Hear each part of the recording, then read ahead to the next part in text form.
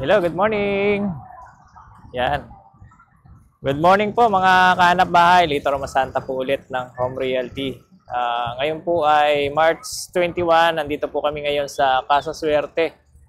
Isang subdivision po dito sa 13 Martires, Cavite, sa Barangay San Agustin. So mamaya po ipapakilala ko sa inyo si Casa Suerte. So March 21, time check 11:30 po ngayon. Medyo makulimlim. Habang nagmamaning po kami, mag-update po tayo dito sa Casa Suerte. Sa mga buyers po or nakakuha po dito sa Casa Suerte, ito na po yung update as of March 21. Ayan. Sa mga gusto pong kumuha, ang location po nito dito sa Barangay San Agustin. Malapit lang po ito sa Bayan ng 13, 5 minutes lang. So makikita nyo nandito ako sa site. And ang kagandahan kay Casa Suerte po ay katapat lang siya ng bagong Kapitolyo ng Cavite. Ayan po yung bagong Kapitolyo ng Cavite, makikita nyo sa likuran ko. Actually nandiyan po si BBM ngayon. Kaya traffic sa 13 ngayon. Kasi nandiyan po yung mga kandidato ng mga senador. Anyway, si Casa Suerte po ay 2 hektarya lang yung pagtatayuan po ng bahay dito. Kaya maliit lang po itong subdivision na to. Total units po na gagawin dito is 216 units lang. Napakaliit. And sa ngayon, marami pa naman pong available units sa mga gustong kumuha. Ang inner unit po natin ay 136 units. Ang corner and end unit po ay nasa 73 units. Combination na po yun. So marami pa pong available dito na units. Kung kayo po ay naghahanap ng malapit sa lahat, malapit sa bayan, lahat po. Kasi yun nga, 5 minutes lang to sa bayan ng 13. Nandun na po lahat. Nandun ang SM, bangko, or palengke. So malapit lang. Ano po ba yung sakayan dito? Ayan, mga tricycle po. Sasakay lang kayo ng tricycle palabas. Ihahatid na po kayo dyan sa bayan ng 13. So yung Casa Suerte po ay complete turnover.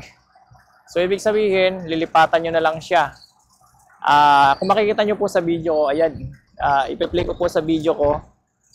Ganyan po yung turnover natin. 2-story townhouse, tapos 2 bedrooms, 1 toilet and bath. Ang kagandahan din po, naka-interior na yung ceiling. Kumbaga, ano na siya, naka-design na po yung ceiling natin. Tapos, meron siyang solar panel at saka meron siyang parking. So, kung may papagawa man kayo, minimal na lang po yung papagawa nyo. Kumbaga, yung harapan nyo lang yung papagawa nyo rito. Tapos, yung service area. Ayan, anyway. So, 216 units lang po. Tawid tayo dito sa kabila. So, kung makikita nyo po sa mapa, nadadaanan po yung gitna kasi nito eh. Yung kalsada. Eto. Ayan o. So, nadadaanan yung gitna. Hinati po kasi ito. Ipakita ko po sa inyo.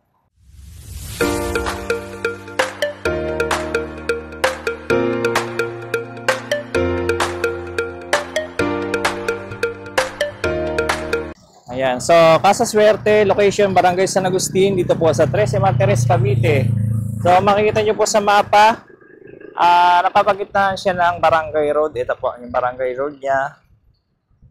Tapos, 2 phase kasi ito eh. Pero, wala, ano lang po ito. Phase 1 lang siya. Kumbaga, nahati kasi nga po sa kalsada. Yung gitna kasi nito, Barangay Road. Tapos, ito yung sa kabila. Kabilang side. Ito naman yung gate. So, dito sa kabilang side, sa bandang left side, marami na pong mga gawa dyan. So, 2 block na po yung ongoing. Yung isa po, tapos na. Kapag ganyan po kasing tapos na, ibig sabihin, fully down payment na yan kasi kaya ginagawa na nila.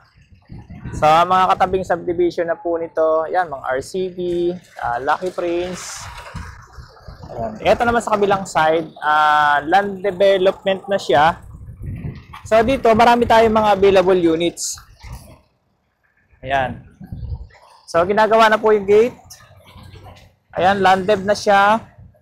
Ayan yung sinasabi ko, Kapitolyo ng Cavite po yan. Ang ganda ng ano nyo, kapitbahay nyo kasi nga Yan yung bahay ng kumbaga gobernador dito sa Cavite. Isang po natin. Ayan po, oh, para siyang Malacanang. So, ngayon po kasi merong event yan si BBM.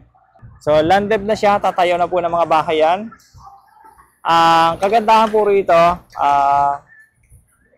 kapag po ganyan landed na, ang construction or estimated po niyan 6 to 8 months gagawin yung isang block. Ganun lang po kayo siya kabilis. Ayan. So, dito naman tayo sa kabilang side. Pakita ko po sa inyo yung sa kabilang side. Sa location po talaga, maganda ang casa. Kasi nga po, lapit nito sa babayan ng 13. Tapos, katabi pa kayo ng Kapitolyo ng Cavite. Ayan, daming biyahe po dyan, mga tricycle. Hindi ko lang po alam kung magkano yung pag-special dito. So, 24 hours naman po yan, mga tricycle dito. Ayan. Ang celebrity endorser nga pala nito, yan po yung vlogger na si Bernie Batin. Ayan. Ganyan po yung bahay. Yan. Complete turnover siya.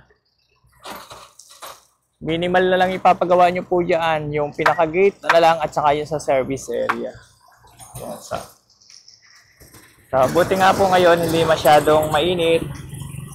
Kaya nakapag-video tayo. Ano po, tawid tayo sa kabila. So, after po natin mag-vlog, meron po kaming baon, kakain na po kami mamaya. So, dito kami nagmamaning sa area na ito. Ayan, ito po yung pinaka-entrance dito sa kabilang side. Yan, maganda na yung gawa ng gate dito. Yan po. So, dito, may mga available units pa po tayo dito. Makikita nyo po, as in, landed development, landed na siya talaga. Tatayo na lang ng mga bahay. Ayan, so yun yung sinasabi ko sa iyo kanina, isang block. So, 2 block na po yung ginagawa dito. Ang main road po nila, 10 meters. Makikita nyo po, 10 meters to. Tapos, doon sa mga maliliit na daan po, nasa 6.5 meters. Ayan. So, mahangin pa po dito sa 13. Wag po kayong mag-alala dahil ang 13, Martires, Cavite, mataas pong lugar, hindi po siya binabaha. 100% hindi po binabaha ang 13. Kapag binaha po ang 13, baha na po lahat ng Cavite. Ganyan po kataas. So, makikita nyo po, ano na siya, hollow blocks talaga yung ating bahay. Zoom natin, ayan, hollow blocks yan, kaya matibay. Ayan. Ganyan siya pag ginagawa. Ito po, kalsada, malaki, 10 meters.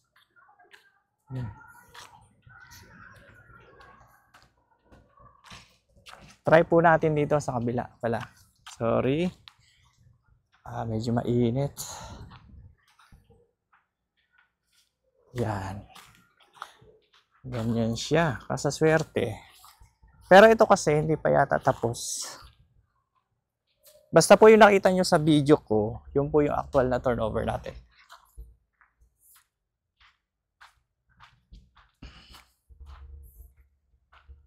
Ayun. Ito pala. Kaya lang, hindi pa tapos. Mga ongoing construction po pala dito. Ayan. So, wala pa siyang tiles. Ongoing pa lang siya. Anyway, marami po tayong mga available units sa mga kababayan nating OFW na gusto mag-invest dito po sa 13, saka sa Swerte. Ayan, magpa-tripping na po kayo dito. So, ayan po.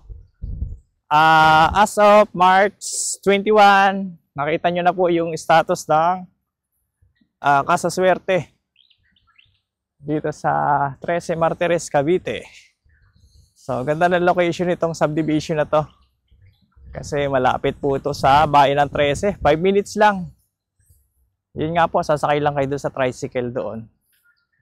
Tapos, ihahatid na po kayo dyan sa sa bayan ng 13. Nandun na yung SM. Paglabas nyo po kasi dyan, Governor's Drive Highway na siya. Lapit lang. Ngayon, kung pupunta naman kayo ng Manila, marami pong mga biyahe doon, mga bus. Ang daan naman po noon ay sa Emilio Aguinaldo Highway. Ang lusot nyo po ay dito sa sa Bacoor. So dire-diretso na siya ng Cavitex. So ayun, thank you for watching my vlog. Sa mga subscriber ko po, thank you. Sa mga buyers namin, salamat sa laging panonood ng aking vlog. Saka sa mga OFW po, thank you. Kasi karamihan po ng mga buyers namin, mga OFW. Yan, babalik po kami dito sa kubo namin. Kasi Manning area. Okay. So ito yung mga kasama ko. May aso. Boss, kaway. Sa YouTube tayo. Yan po yung aking boss. Boss Ronald. Aking partner. Gutom na, kakain na po kami. Yan, meron po kaming mais na nilabod. Tsaka paksiw na bangus.